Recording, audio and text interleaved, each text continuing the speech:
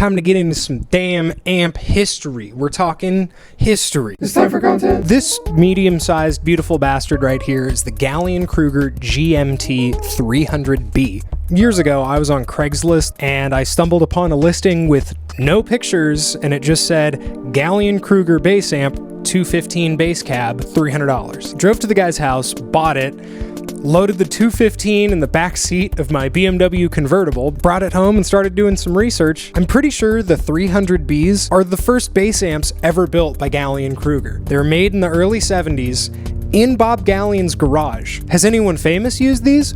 Well, John Paul Jones of Led Zeppelin used a 600B. I cannot imagine how loud a 600B is, because this thing is ridiculously loud. This thing would push a 115 cab harder than any other of my amps would push a 215. The first time I brought this thing to a band rehearsal, I plugged the speaker wire into the foot switch jack and then turned it on. A couple minutes later, everyone was wondering what the hell that smell was and wondering why there was smoke coming from the top of the amplifier. Turns out, these things are really easy to work on too.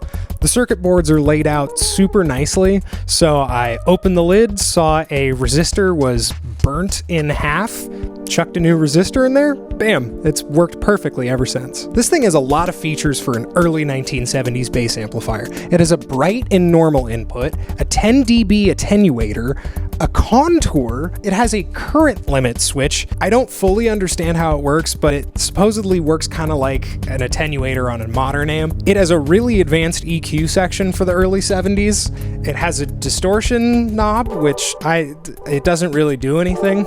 It has a preamp out and a power amp input. This thing also has a feature that I think every amplifier should have.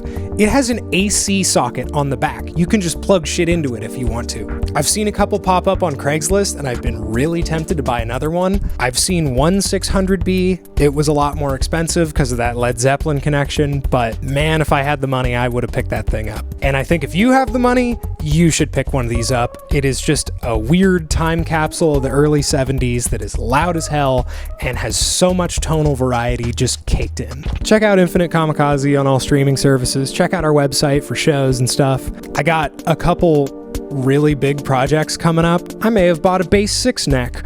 We'll see what type of instrument that goes on. Anyways, love you guys. Bye.